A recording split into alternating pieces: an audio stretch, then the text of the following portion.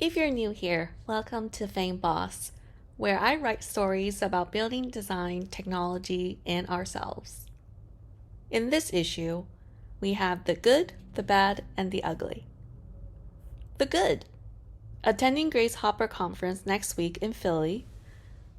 After I've attended Amazon's Women's Leadership Training, I was so eager to join more women conferences designed to bring research technologists and computing. Grace Hopper is focused on data science, AI, HCI, open source, software development, and more. I picked this over Config because instead of going to a marketing event about design tools, there are sessions for C-level and super seniors. If you're going in person, please let me know and drop me a note. I also took a well-deserved 2 days off work. I've been harassed by the automated work emails that my PTO is no longer accruing because the limits have been reached. I was in Seattle for work and spent time with my summer intern before she returned back to Stanford. My mom came up for the weekend and I survived it doing Seattle's touristy stuff. The bad. Burnout and dropping the ball on writing. Crickets. I've been quiet. I was on the edge of burnout and didn't feel inspired to write. Writing is about designing word choice, sequencing the order, and structuring the flow to maximize clarity and intent. In my next 6 to 9 months, I hope to uplevel where the mechanics of writing will still occupy less time so I can spend more effort on crafting the message. I'm also running behind schedule on content creation.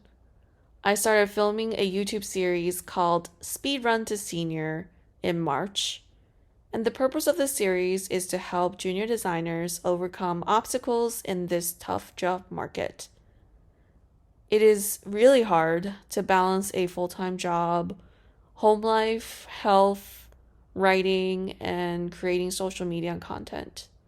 I just don't know how people have the mental capacity, and I feel like I'm juggling 20 plates at once.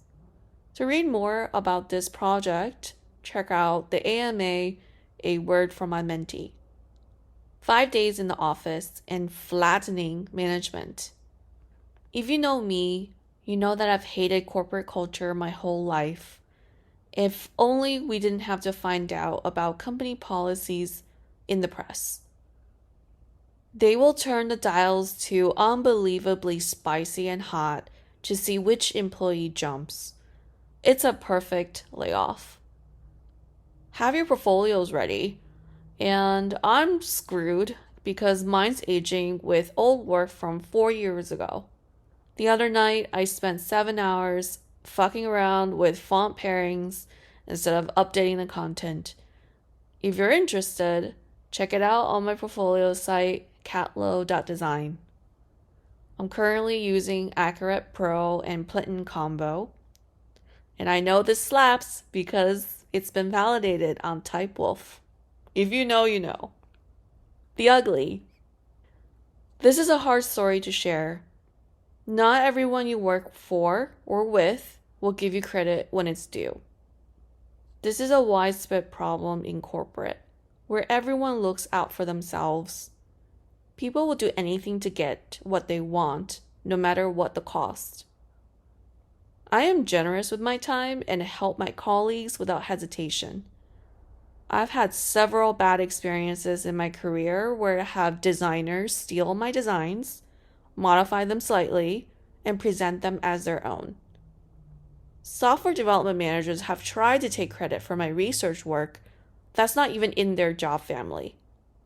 The toxic distrust lasted for 2 quarters. Management didn't help or even take actions to unblock, and I resigned from the team, leaving the individual who solely prioritized their own self-interest. They prevailed. Survival is their priority. I was just forgetting about this toxic ending when the only project I worked on for 4 months was launched. In the launch announcement email where credit is posted, my name is conveniently left out.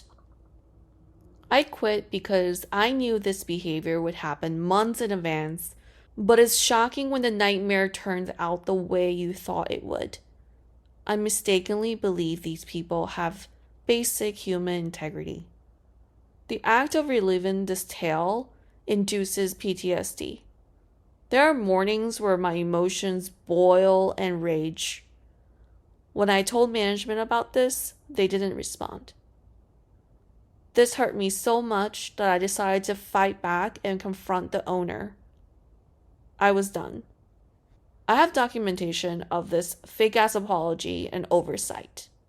I don't believe there was any oversight. I believe it was deliberate. I considered going to HR. I wondered if I should keep my anger burning me down or letting it go.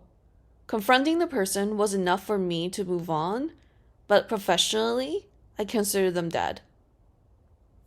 Why do people do this? 1. Stealing is the best way of getting noticed without doing any work. 2. They need to conceal their shortcomings because they suck at their job and they lack skills. They are threatened and must put others down to raise themselves up. And 3, self-importance and inflated ego in white males in corporate are statistically higher than women. We are powerful, and I will never allow my bad experiences to undermine my beliefs of kindness. I hope to inspire you to have courage and strength when fighting is necessary. Have a great week ahead.